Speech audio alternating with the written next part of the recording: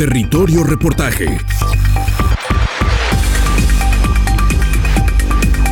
Porque todos tenemos una historia que contar.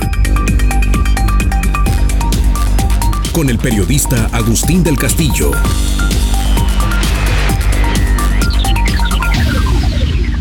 A la agricultura se le encuentra como piedra fundacional en todas las civilizaciones. Los antiguos mesoamericanos se decían a sí mismos los hijos del maíz, porque el prodigioso y complejo trabajo de domesticar ese grano a partir de sus variedades naturales se llevó miles de años de esfuerzos colectivos y permitió de forma gradual configurar prósperas culturas agrícolas. La diversidad ecológica, las variaciones altitudinales y latitudinales de la región permitió la floración de variedades y razas en cada barranca, montaña o valle, con procesos de adaptación específicos que han permitido documentar centenares de razas que hoy adquieren un valor creciente, pues muchos de esos genes tienen la respuesta al desafío que implica el cambio climático, la resistencia a ciertas plagas que amenazan con prosperar, la adaptación a sequías o a diversa calidad climática, la posibilidad de afrontar procesos erosivos o de empobrecimiento nutricional en los suelos. Todo es parte de la agenda que preocupa a la agricultura moderna.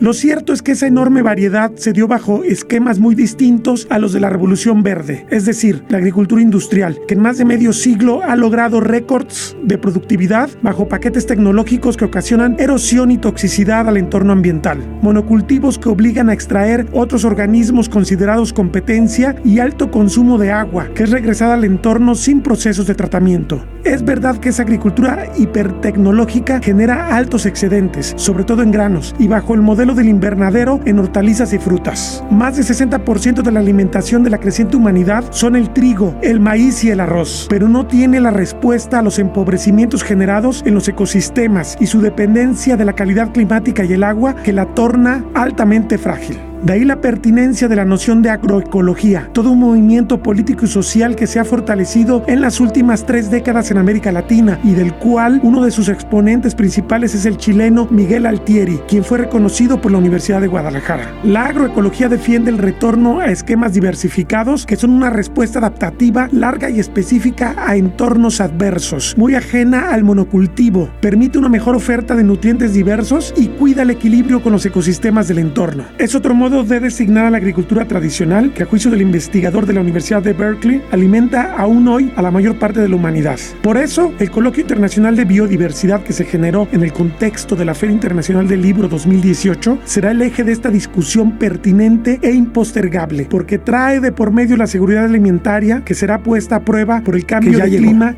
Dos grandes paradigmas coexisten en la agricultura moderna. Por un lado está esta agricultura que nació después de la Segunda Guerra Mundial y que apuesta por lo intensivo, por el monocultivo y que ha generado una revolución con los paquetes tecnológicos y que en buena medida genera los granos básicos que alimentan a la humanidad. Pero de forma lateral coexisten 1.500 millones de campesinos tradicionales que generan la mayor diversidad y que están reclamando en este momento un lugar, un reconocimiento como una forma sostenible que puede además ser resiliente frente al cambio climático. Se le llama agroecología. A lo largo de este programa vamos a hablar sobre todo de la segunda y sus oportunidades en un contexto en el cual muchos territorios que están dedicados a la agricultura intensiva van a padecer por el cambio climático y entonces esta agricultura tradicional de milpa abre una gran oportunidad. Miguel Altieri sostiene que hay una disputa entre dos paradigmas que no son compatibles entre sí. Existe un choque de dos paradigmas realmente hoy en día a nivel de la investigación y el desarrollo agrícola.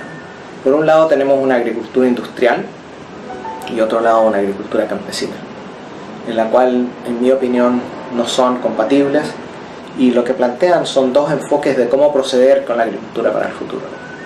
La agricultura industrial realmente es una agricultura que domina el 80% de la tierra arable, pero solamente produce el 30% de los alimentos. Sin embargo, además de eso, tiene un impacto ambiental que ha tenido por muchos años muy grande. Es una agricultura que con sus agrotóxicos y los fertilizantes ha creado una huella ecológica importante, reducción de biodiversidad, impacto sobre la calidad de suelos, contaminación de aguas, pero también genera entre 25 y 30% de los gases de invernadero, que son los que están causando el cambio climático. Y también debido a que es una agricultura basada en monocultivos de gran escala, con una homogeneidad genética muy alta, son sistemas muy vulnerables. Entonces poner el sistema alimentario de la humanidad en manos de una agricultura industrial que por un lado es ecológicamente degradante, socialmente también negativa y vulnerable al cambio climático es muy peligroso. Por otro lado tenemos una agricultura campesina, indígena, de pequeños agricultores que ocupa solamente el 20% de la tierra arable. Son aproximadamente 1.500 millones de familias en unas 350 millones de fincas de un tamaño promedio de 2 hectáreas, que son los que producen entre 50 y 70% de los alimentos, dependiendo del país. Por lo tanto, no es verdad que la agricultura industrial produce comida, ellos producen biomasa, los campesinos producen comida. Y lo hacen de una forma ecológicamente inteligente, basado en sus sistemas tradicionales. Tienen en sus manos aproximadamente 1.9 millones de variedades de cultivos que son la base genética de la agricultura del futuro, que está sujeta a biopiratería, que se está erosionando y por lo tanto hay que protegerla. Y estos campesinos han demostrado a través de siglos de que sus sistemas son productivos, son resilientes, son ecológicamente muy sanos y también son eficientes energéticamente. El académico sostiene que no se trata de otra tecnología, aunque la agroecología tiene sin duda técnicas para el cultivo, el uso del agua, el manejo de los suelos y de las plagas. Lo que trata de hacer entonces es crear un diálogo de saberes en los cuales los dos niveles de conocimiento son importantes y de ahí se derivan principios. La agroecología no son técnicas ni prácticas ni recomendaciones tecnológicas, sino más bien una serie de principios, tanto ecológicos como sociales, que se traducen en sistemas de producción, que se traducen en tecnologías dependiendo de las condiciones ambientales, sociales, económicas, culturales. De manera que estas tecnologías y estos sistemas sean relevantes para los agricultores, entonces tiene que haber un proceso participativo donde los campesinos son los actores fundamentales en la investigación, en plantear las preguntas, en la metodología, en la implementación del trabajo en el campo. Y existen en el mundo miles de experiencias que han sido el resultado de este trabajo participativo basado en la agroecología.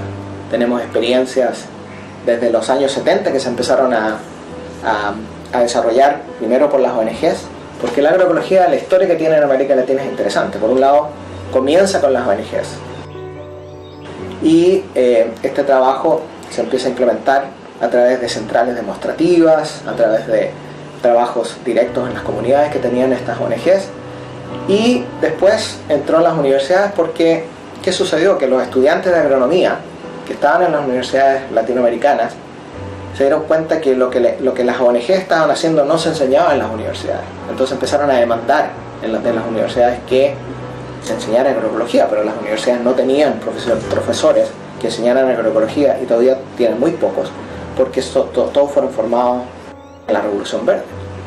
Pero sin embargo algunos jóvenes de ese tiempo, que hoy día ya son profesores establecidos, comenzaron a desarrollar estos proyectos. Y entra la agroecología a través de cursos, seminarios en las universidades, hasta tal punto que se ha desarrollado que hoy día tenemos máster y tenemos hasta doctorados de agroecología en América Latina. Pero también después la agroecología la toman los movimientos sociales, los movimientos rurales, a partir del planteamiento que hace la Vía Campesina sobre la soberanía alimentaria, en que la agroecología es uno de los pilares fundamentales, el pilar metodológico, tecnológico de la soberanía alimentaria. ¿Y por qué los movimientos sociales, los movimientos campesinos toman la agroecología y no toman la Revolución Verde, por ejemplo, la propuesta de ellos? Bueno, porque la agroecología tiene características muy importantes. La primera es que es una ciencia que es culturalmente aceptable porque no cuestiona el conocimiento tradicional, sino trabaja con él, construye con él, crea este diálogo de saberes que yo hablaba. Segundo, es ecológicamente racional, porque no transforma el sistema campesino como lo hizo la Revolución Verde. La Revolución Verde viene y reemplaza el sistema campesino, los sistemas de policultivo con sus variedades locales, por un sistema de monocultivo con variedades nuevas y una tecnología de agrotóxicos. Sino lo que hace es que optimiza ese sistema, porque muchas veces los sistemas campesinos pueden optimizarse. Algunos funcionan muy bien, otros hay que optimizarlos con los principios agroecológicos. ¿Cuáles son las ventajas más ostensibles en términos ambientales de regresar a la agricultura tradicional? El especialista, cuya intervención en el coloquio fue a través de este video, lo describe. Lo que andamos buscando es una agricultura que sea independiente del petróleo y existen muchos ejemplos de agricultura en la cual ya casi el petróleo no se utiliza, o los recursos basados en el petróleo como los fertilizantes, etc. Y un ejemplo emblemático, el ejemplo de Cuba, ¿no?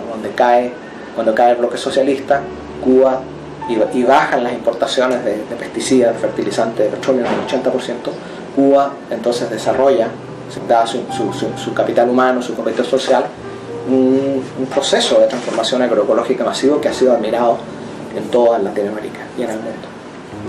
Segundo, es que tenemos también una agricultura que tiene que ser biodiversa. Y yo creo que que sea amigable al ambiente, que no tenga impacto ambiental, y yo creo que existen muchos ejemplos también que los podríamos citar, pero que ya están más que estudiados y más que citados. Es solo cosa de ir, por ejemplo, a LEISA, la revista de agroecología que se publica en Perú, donde hay muchos ejemplos en cada número de cómo campesinos, y a veces con la ayuda o la colaboración de investigadores o gente de ONG, han desarrollado sistemas biodiversos, productivos, que debido a todas esas interacciones ecológicas que se dan en estos sistemas diversos son capaces de auspiciar su propio funcionamiento. Pero también necesitamos sistemas que sean resilientes al cambio climático. Y aquí yo creo que hay muchas experiencias que están surgiendo. Tenemos una red que se llama redagres.org, donde se han publicado varios trabajos sobre el tema.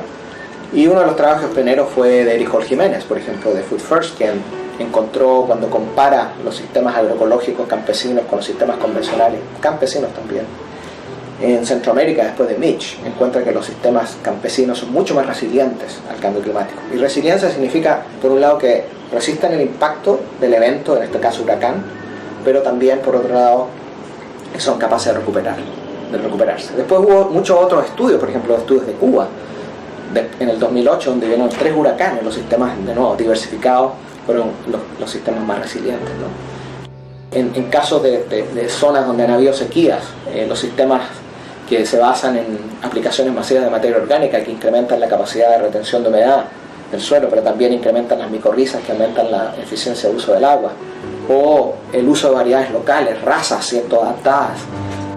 Esa diversidad genética le da una capacidad adaptativa a los sistemas. Entonces estamos aprendiendo mucho de que la agricultura del futuro tiene que basarse en las experiencias campesinas, porque son aquellos sistemas que son resilientes y sustentables y que han estado operando por miles de años. Esto es, a juicio del experto, un inevitable choque de trenes. ¿Pero realmente debe ser así? Los siguientes segmentos permitirán una especie de respuesta.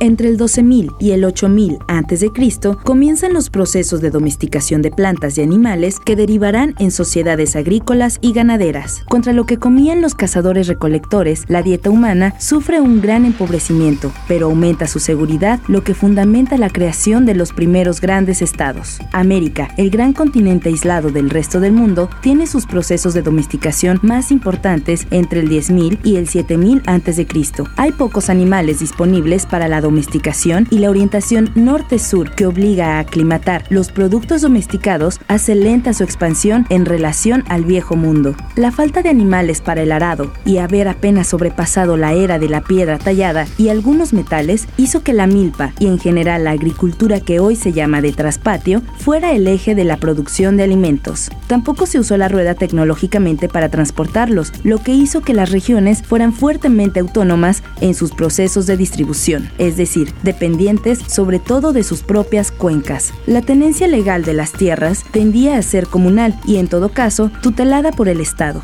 un antecedente directo del moderno ejido y de las tierras comunales de los indígenas. Las técnicas del arado eran rudimentarias, pero en el caso del agua se hizo de la necesidad virtud. Las obras de irrigación de los antiguos indígenas eran superiores a casi todo lo que existía en el mundo en el siglo XVI, a la llegada de los europeos. Las dificultades geográficas y la enorme variabilidad de climas y tierras propició la fuerte diversidad de razas y variedades de productos agrícolas, una de las mayores riquezas heredadas por el México moderno en particular y por las Américas central y andina en general. No solo está en juego el modo de producción de alimentos, sino las consecuencias a largo plazo de estos sobre la salud humana. Así lo subraya la rectora del Centro Universitario de la Costa Sur de la UDG, Lilia Victoria Oliver Sánchez. La forma en que el cultivo de la tierra tiene consecuencias en la transformación de nuestro ambiente y también de cómo la producción agrícola depende de la conservación de los suelos, el agua y la biodiversidad, y especialmente de la variedad de organismos que se cultivan para producir alimentos y materias primas y que forman parte de lo que los especialistas denominan agrobiodiversidad. Una cuestión que me gustaría remarcar, discúlpenme por favor que hable en primera persona, una cuestión que me gustaría resaltar como historiadora es que esta agrobiodiversidad es en gran medida el producto de miles de años de trabajo de los campesinos del mundo en la selección y adaptación de miles de especies de plantas al cultivo agrícola. Es un producto de miles de años de experiencia, de trabajo. Las razas y variedades de cultivo, las técnicas agrícolas, las distintas formas de hacer agricultura y junto con esto el conjunto de conocimientos, ideas, experiencias, tradiciones culinarias y cosmovisiones de los campesinos y de los pueblos originarios son un elemento fundamental de la cultura y de la historia, una herencia agraria de la humanidad, como lo han señalado importantes historiadores de la agricultura como Massoyer y Roudart, que no solo es una curiosidad del pasado o histórica, sino que forma parte importante de nuestro presente y representa sin duda una alternativa para el futuro. El investigador Enrique Jardel Peláez, moderador del coloquio, pone los puntos sobre las IES. Hay pocas cosas tan importantes para la existencia humana como la manera en que se producen los alimentos, de eso vivimos. Y la otra cosa muy importante son las condiciones del ambiente que nos permite mantenernos vivos y del cual depende pues nuestro sustento y nuestro bienestar. La agricultura no es solamente una actividad económica más, no es nada más un conjunto de tecnologías, es una parte de la cultura humana y una de las formas en cómo los seres humanos interactuamos con nuestro medio ambiente. Y además, como actividad económica, como parte de la producción y también como un elemento de la cultura, ¿sí?, es un espacio de interacción entre los seres humanos. Hay ahí relaciones sociales, relaciones políticas, relaciones de poder, intercambio económico, ¿sí? Entonces, podemos hablar de la agroecología como un proceso socioecológico, ¿sí?, como un proceso social, se realiza para conseguir objetivos sociales por organizaciones humanas. Y la agricultura pues ha existido por miles de años. Alrededor de los últimos 10.000 años ha habido actividad agrícola que comenzó a expandirse por distintas partes del mundo y creó múltiples formas de hacer agricultura y se transformaron a través del cultivo, de la domesticación, de la crianza de animales domésticos, del cultivo de plantas, miles de especies y muchas más variedades que se han utilizado en la producción agrícola, ¿sí? Se habla de 6.000 a 7.000 especies cultivadas en algún momento de la historia. Hoy en día la agricultura mundial se basa en poco más de un centenar de especies. Tan solo 9 especies de cultivos cubren el 66% de la superficie cultivada alrededor del mundo, y solo 3 cereales, maíz, trigo, arroz, aportan alrededor del 40% de la ingesta de energía de la población mundial. Ha habido una pérdida de diversidad. Hay también una situación en la cual la base de recursos de los que depende la agricultura, porque la agricultura depende del clima, pero depende también de la fertilidad de los suelos, depende de las fuentes de agua, y resulta que buena parte de esa base de recursos que sostienen a esta actividad fundamental se están agotando. Y la agricultura también contribuye de manera significativa a la transformación del ambiente en que vivimos. Y se habla de sustentabilidad. Bueno, sustentabilidad es una de esas palabras que inician proponiéndose como un sentido, con un sentido conceptualmente definido, ¿sí? Que en algunos casos al principio suenan como herejías, ¿sí? Pero después se convierten en palabras multiuso que todo el mundo se refiere. Entonces, ahora todo es sustentable, ¿sí? Hablamos de ciudades sustentables, hablamos de producción forestal sustentable, hablamos de vehículos ecológicos o sustentables, y desde luego hablamos de agricultura sustentable. La experta Marta Aistier Calderón, doctora e investigadora por la UNAM, pone el énfasis sobre la necesidad de entender el fenómeno integral, es decir, la cadena que va desde el modo en que se siembran vegetales hasta el consumidor final. La agricultura no nada más es una actividad que produce alimentos y fibras, también es una actividad humana en la que se producen servicios ecosistémicos o ambientales, como los quieran llamar. No es sustentable, hoy en día no es sustentable, no está produciendo estos servicios, digamos, sí está produciendo mucho alimento, pero no está produciendo, está en detrimento de estos servicios ecosistémicos. ¿Por qué? La agricultura, sobre todo la agricultura industrial, como hablaba Miguel, sufrió a partir del siglo pasado, de mediados del siglo pasado, una transformación impresionante. Se intensificó, se especializó y se concentró.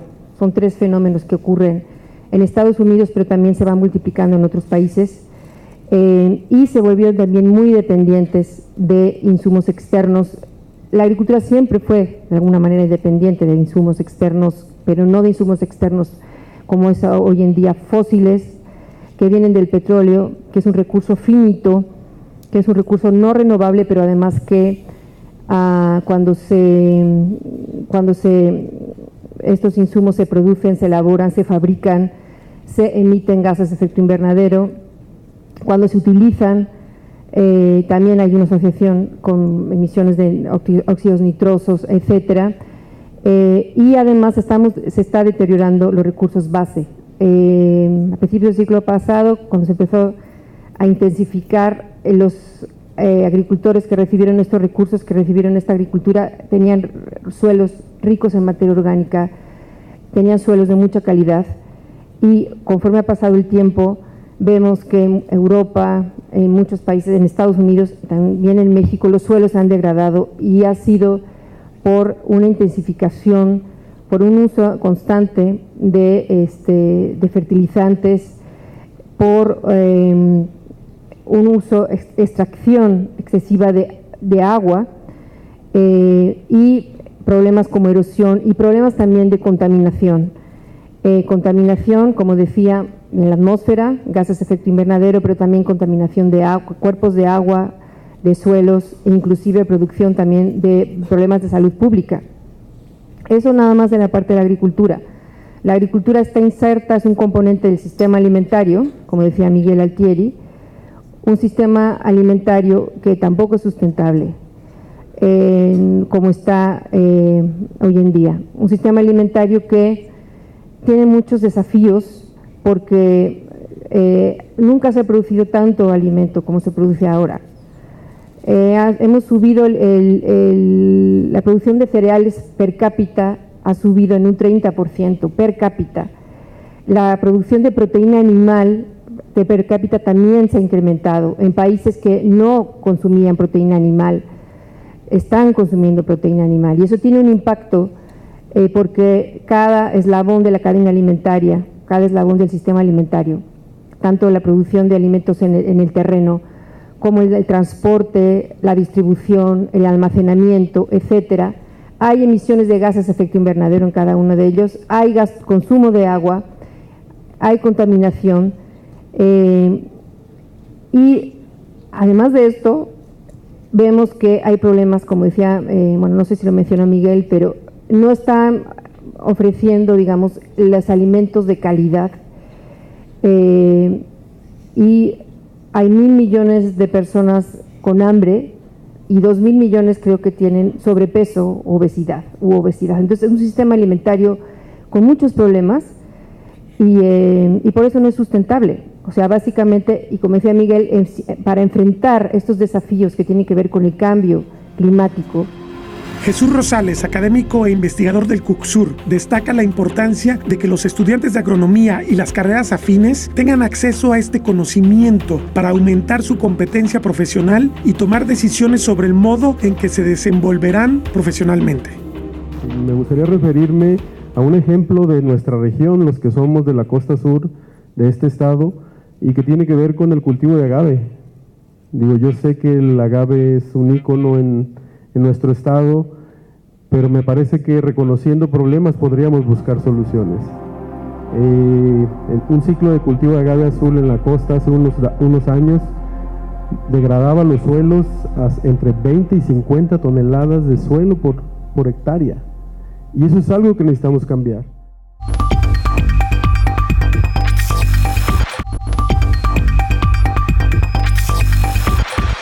Este es el corazón de San Juan de Ocotán, un antiguo pueblo de indios cuyos testimonios del pasado son ya escasos. La iglesia que está a mis espaldas data del siglo XVIII y es lo que resta de ese antiguo mundo donde se practicó agricultura tradicional y cuya herencia se sintetiza en algunas razas de maíz criollo que son muy valiosos en términos genéticos y que la agricultura ecológica trata de rescatar.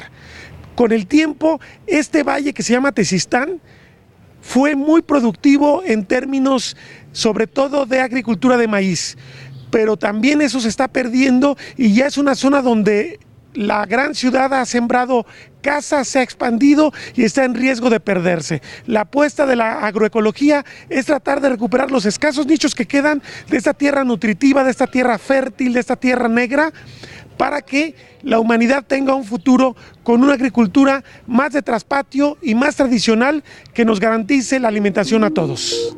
El éxito de la agricultura industrial ha tenido altos costos. El investigador Jesús Rosales pone en relieve algunos datos que arrojan luz sobre esa devastación. Nada más para darles algunos datos espantosos de lo que hemos hecho en los últimos 100 años respecto de esta agrobiodiversidad. En China, en los últimos 60 años, desaparecen 9 de cada 10 variedades de trigo en muy poquitos años. Variedades que duraron seguramente miles de años en estar desarrollándose en un sistema productivo. Y eso no podemos permitirlo porque nadie de nosotros, y ya lo decía hace rato la doctora cuando inauguraba, pues necesitamos comer, necesitamos tener eso. Yo todavía no aprendo a comer tanta celulosa y a lo mejor, pues si hay papel, si hay otra cosa, podríamos comerla, pero hasta hoy casi creo que nadie lo puede hacer. El 20% de las variedades de maíz que conocíamos solamente hace poquito menos de 100 años, hoy ya no las tenemos en México. Y somos un país que comía maíz, ahora veo a muchos estudiantes comer algo en un vasito con unas tripitas adentro, donde nomás le ponen agua y limón y creo que queda bastante bueno. Y yo les digo, no coman eso, mejor cómanse el puro vasito porque seguramente es más nutritivo que lo que viene adentro. El tema de manzanas, por ejemplo, Norteamérica tenía 9,000 variedades de manzanas hace solo 100 años y solamente en estas últimas décadas prácticamente se perdió más del 90%. Y a lo mejor dirán, pues no comemos tantas manzanas como 9,000, pero pues perder toda esa diversidad genética es algo importante. Hay un tema de pérdida de control local de la producción. O sea, hoy no decidimos qué vamos a comer, sino otra región del planeta decide qué tengo que producir porque ellos quieren comer eso. Y me parece que esto es algo que hay que trabajar. Y digo, es algo de lo que decía Miguel y algo de lo que necesitamos estar conscientes que debemos resolver. Y otro tema de la inequidad global. O sea, hoy en día los ricos son más ricos, los pobres son más pobres, y no hemos resuelto el tema del hambre, no hemos resuelto el problema de la pobreza. Y yo creo que ahí hay que trabajar en ese sentido. No se trata de apelar solamente a la nostalgia. Los académicos sostienen que hay pruebas suficientes de que el sistema agroecológico funciona bien, incluso como modelo de negocios. En el 89, Bueno, ya no me voy a meter a lo mejor por un poco con la siguiente pregunta, pero no importa, ¿no? Miguel me invita a trabajar en un centro de desarrollo rural en Salinas, California. Yo estaba en Berkeley. Me invita a trabajar en este centro para apoyo para migrantes mexicanos, migrantes que trabajaban como jornaleros empleados en los diferentes campos agrícolas y que tenían una parcelita en este centro para complementar su autoconsumo y para hacer experimentos y demás. Y por supuesto a Miguel lo invitaron y lo primero que hizo fue: voy a diseñar un policultivo aquí. Ellos sembraban cherry, tomate cherry y calabacita, y a Miguel se le ocurrió el monocultivo, ¿no? Unos surcos con cherry y otros surcos con calabacita, y Miguel lo invitaron a participar en este centro. Me invitó a trabajar a mí y al doctor Javier Trujillo, y ahí lo que se le ocurrió fue combinar cherry con calabacita, y medir cherry con calabacita y calabacita solo, calabacita en monocultivo o calabacita asociada. Bueno, medimos consumo de energía y medimos la incidencia de un áfido de la calabacita, que era plaga, y la cantidad de catarinitas que después de soltarlas podían estar haciendo su labor de control biológico del áfido, y vimos que documentamos que el policultivo cherry, tomato, calabacita era mucho más eficiente energéticamente, y además la incidencia fue mucho menor de áfidos, y la permanencia, tanto por la cuestión del policultivo, pero porque la permanencia, digamos, de la catarinita fue mayor ahí y pudo controlar de manera mucho más efectiva a los áfidos. Entonces, es un ejemplo del tipo de cosas que se pueden hacer. No tiene nada que ver con milpa y conocimiento campesino indígena de México, que luego vamos a hablar de eso, pero es como el agroecólogo está pensando siempre en diversificación funcional para utilizar de manera mucho más eficiente los recursos y para tener un alimento sin contaminantes y ingredientes tóxicos. Hay casos locales también muy relevantes, de acuerdo al investigador Jesús Rosales. Seguimos trabajando en el sur de Jalisco con unos sistemas de maíz, cultivos básicos, maíz, frijol, calabaza, combinados con agave rodacanta, agave angustifolia, no agave tequilana, donde hay todo un manejo diversificado de la superficie agrícola. Tienen maíz, tienen frijol, tienen calabaza, tienen agave, tienen leñosas. Entonces es un sistema agroforestal. Vamos definiendo poniendo otro término en la mesa, y son sistemas que tienen como una autorregulación, no ocupan fertilizantes porque la misma combinación de maíz, frijol, calabaza puede mantenerse como un sistema milpa, pues muy famoso en la Mesoamérica, pero donde el campesino ha ido desarrollando esta forma de producción, donde no aplican fertilizantes, porque incluso el manejo de las arbences, de todo eso que llamamos malezas, simplemente se dejan crecer, se rozan y se incorporan al sistema. Entonces no hay que aplicar fertilizantes. Hay todo un tema de esta diversificación, entonces encuentras poblaciones de organismos benéficos que en el caso de una plaga tienen el enemigo natural que va a estar ahí manejando ese organismo que pudiera generar un daño, y me parece que eso existe, o sea, todavía hoy en día. Con Glisman hace unos años también tuvimos la oportunidad de conocer un sistema de monocultivo de fresa donde simplemente rediseñaron el cultivo de fresa poniendo un surco de alfalfa, por ejemplo, como un microhábitat, como un sitio de diversificación de hábitat de organismos, y simplemente ese surco, un surco de alfalfa por cada 50 surcos de fresa, generaba el hábitat para los organismos benéficos que controlaban problemas de plaga en fresa, ¿no? Y bueno, ya Enrique me dio permiso, pues tengo que hablar de los agrobosques. Tenemos sistemas, por ejemplo, de producción de café en México, tal vez no tan antiguos como otros sistemas de huerto que sí existen en México, pero que tienen una autorregulación, o sea, simplemente esa diversificación o esta estructura de sombra con un cultivo abajo mantiene el sistema funcionando, la gente maneja el sistema con sus conocimientos tradicionales y pues uno muy famoso, el agrobosque de piña, ¿no? En general, el contraste es útil. Los ecosistemas y los modos de producción sobreviven donde el uso de los recursos no camina al agotamiento, sino a respetar la capacidad de carga de los ecosistemas, apunta Enrique Jardel. El historiador ambiental Michelín Cariño nos habló de los oasis en Baja California. También el doctor Escurra, galardonado con el reconocimiento el año pasado, hablaba de este ejemplo de los oasis bajacalifornianos, del manejo del agua, de la diversidad de los huertos en medio del desierto, pues justamente como estos paisajes de la esperanza, como algo importante para el futuro. Y el nombre del reconocimiento pues era el de un explorador jesuita, Miguel del Barco, que estaba trabajando en la adaptación de estos oasis, de las plantas que habían traído del viejo mundo, pero también de las plantas locales, trabajando con los indígenas, utilizando la tecnología de riego y de manejo del agua que venía de los árabes, ¿sí? Y estaban construyendo sistemas agroecológicos. No le llamaban agroecología a eso, pero eso es lo que estaban haciendo en la práctica, y esos oasis en los que estuvieron trabajando en los tiempos de Miguel del Barco en el siglo XVII, siguen existiendo hoy en día, ¿sí? No está mal, estamos hablando de 300 años de algo que se mantiene, podemos decir que es algo sustentable.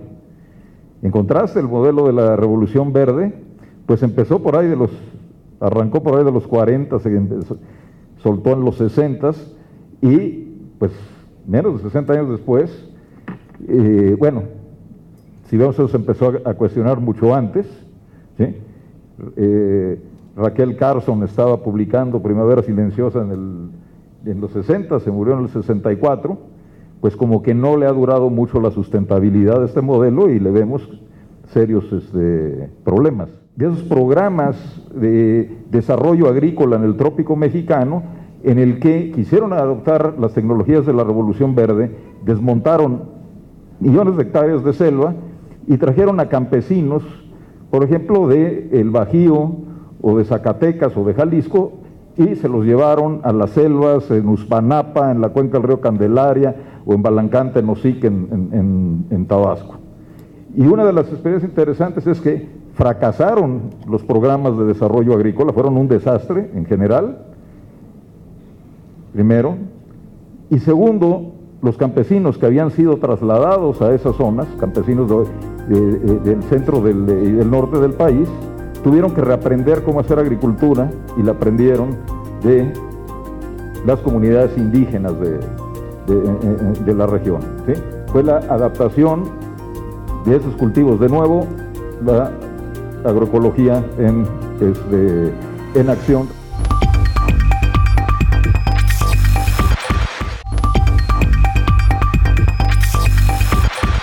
Francisco Mayorga Castañeda, exsecretario de Desarrollo Rural en Jalisco y exsecretario federal de Agricultura, Ganadería, Pesca y Alimentación durante amplias porciones de las administraciones de Vicente Fox Quesada y Felipe Calderón Hinojosa, no ve un conflicto irreversible entre ambas formas de producción. A su juicio, se trata de esquemas complementarios, porque el problema de la alimentación para 7.550 millones de personas debe ser enfrentado. Si a futuro se espera la pérdida de amplias extensiones agrícolas como efecto del cambio climático, hay necesidad de combinar el avance de la ciencia con los métodos tradicionales de producción, sostiene.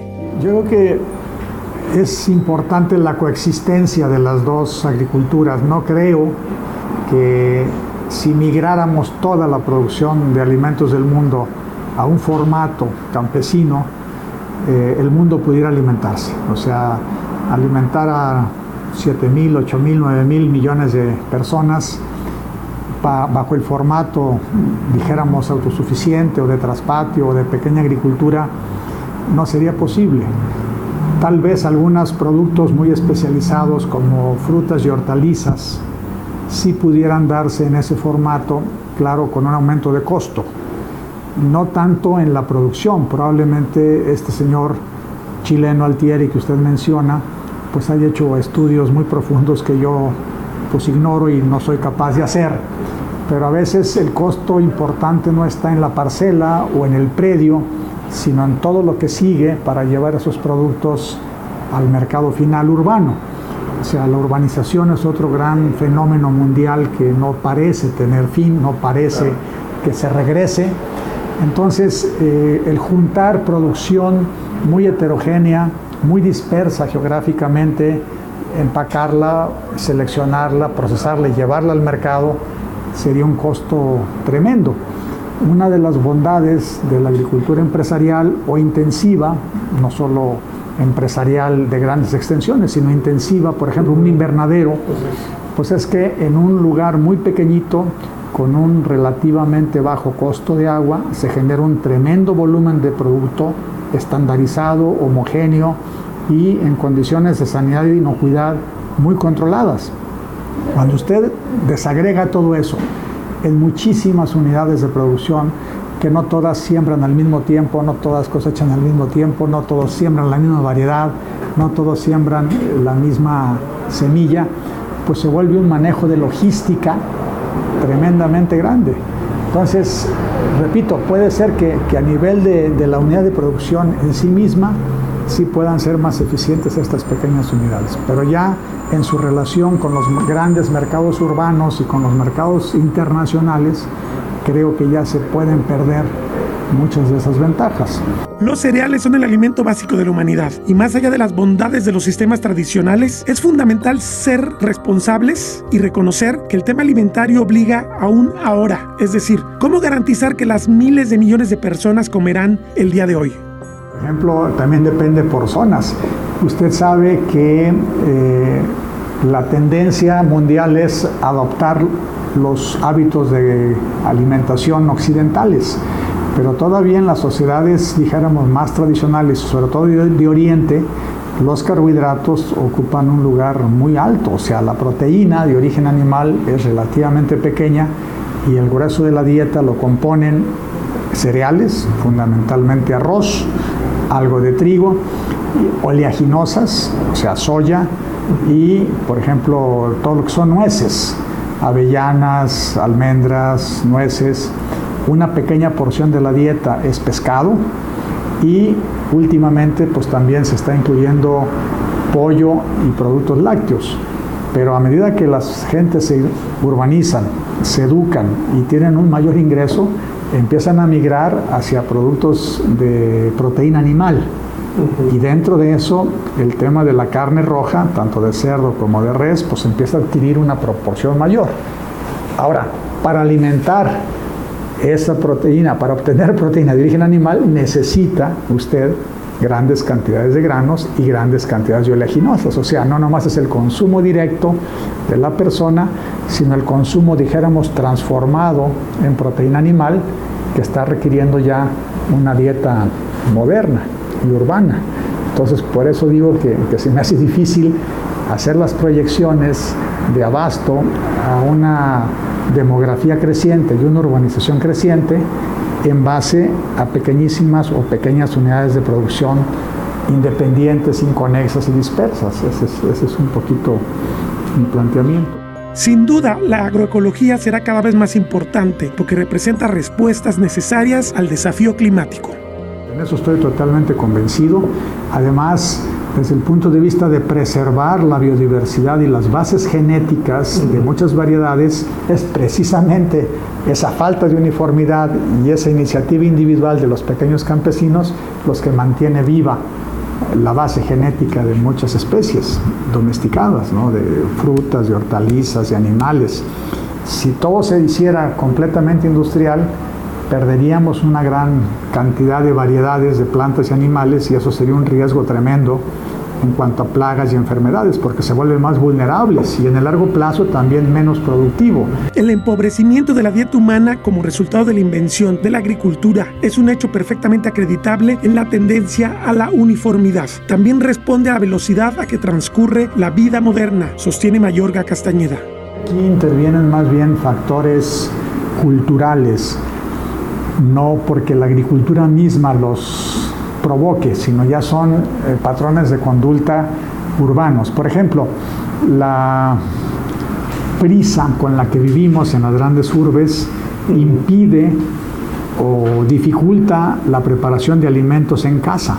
Sí, claro. O sea, ya el trabajo de las madres de familia, de las esposas, de las parejas, pues hace que cada miembro de la familia salga, como quien dice, corriendo a sus ocupaciones, y entonces lo más práctico es comer un alimento, dijéramos, muy industrializado, ¿verdad? En el camino, a la pasada, el lonche, el puesto de la esquina ahí de jugos, el café que venden ya hasta en los semáforos, las barritas nutricionales que dan un poquito la sensación de satisfacción y que aportan muchas calorías pero de muy baja calidad.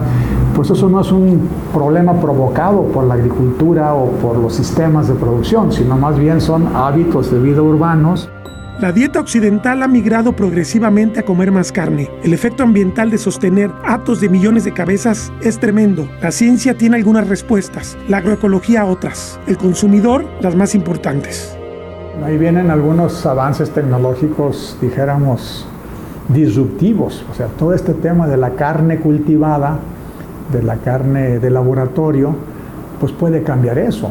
O sea, usted puede seguir consumiendo hamburguesas, pero ya las hamburguesas ya no vienen de una vaca o de un toro, ya vienen de un laboratorio de cultivo de tejidos. Entonces, pues ahí sí no sabemos si ese tipo de tecnologías se adopten en forma masiva o sigan siendo una curiosidad de laboratorio, como tantas otras tecnologías que en su momento se pensó que iban a transformar el mundo y a la hora de la hora no se masifican. Por ejemplo, la energía atómica o los transgénicos, y ahora este tipo de soluciones de carne de laboratorio. Va a hacer falta que el paladar lo acepte, ¿no?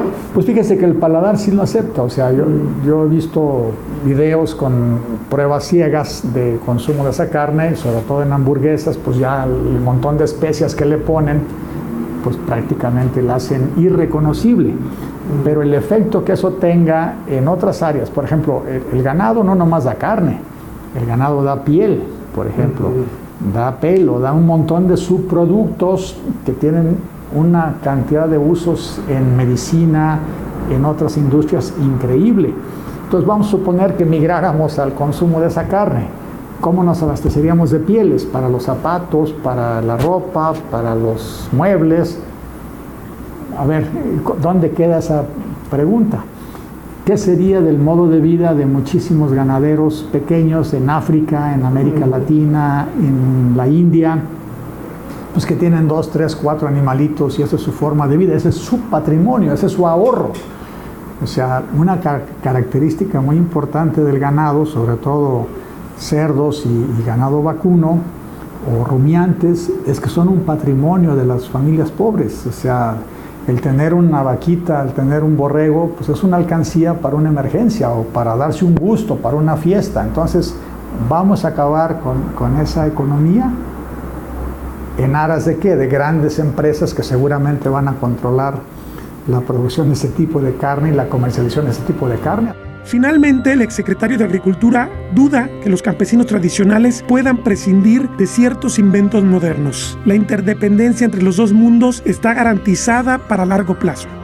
Sí creo que la agricultura tradicional, por ejemplo, puede prescindir de semillas, dijéramos, híbridas o semillas mejoradas, pero difícilmente puede prescindir de fertilizantes y de herbicidas e insecticidas. O sea, el paquete fertilizante más agroquímicos ya es difícilmente prescindible. Claro, a lo mejor las dosis serán menores, a veces las dosis son mayores. Curiosamente, la ignorancia de muchos campesinos hace que sobredosifiquen ingredientes activos para combatir maleza, para combatir pragas, o que las prácticas y aplicación sean nocivas para ellos mismos, porque no toman las precauciones de leer las etiquetas, de calibrar los equipos, o no los tienen, simplemente su pobreza es tan grande que tienen equipos muy rudimentarios, entonces sobredosifican a veces el empleo de estos agroquímicos o ingredientes artificiales, dijéramos, industriales. Entonces, como que no es una regla de que la agricultura en pequeña escala es eco-friendly. Si lo que se pretende con la agricultura es que los campesinos hagan dinero, el modelo de agricultura de la Revolución Verde puede ser una respuesta idónea. Hay mecanización, hay créditos, hay un paquete tecnológico eficiente que da resultados en corto plazo, y esto hace que se obtengan producciones récord en muchos lugares del mundo. Sin embargo, esto obvia los costos ambientales enormes de esta agricultura. Podemos hablar del agotamiento de los suelos, de la contaminación del agua, de la emisión de gases de efecto invernadero como costos que no está pagando directamente el productor, pero que a la larga la sociedad los va a pagar porque está generando cambios y trastornos a nivel atmosférico. En este sentido, la agricultura ecológica podría ser la respuesta. ¿Cómo volver a los viejos esquemas productivos de la parcela, de la milpa, en la cual coexisten diversos organismos vivos y se va enriqueciendo la tierra y se obtiene diversidad y se obtienen muchas respuestas que pueden ser la gran posibilidad que la humanidad está buscando con los trastornos climáticos? Territorio Reportaje. Porque todos tenemos una historia que contar. Con el periodista Agustín del Castillo.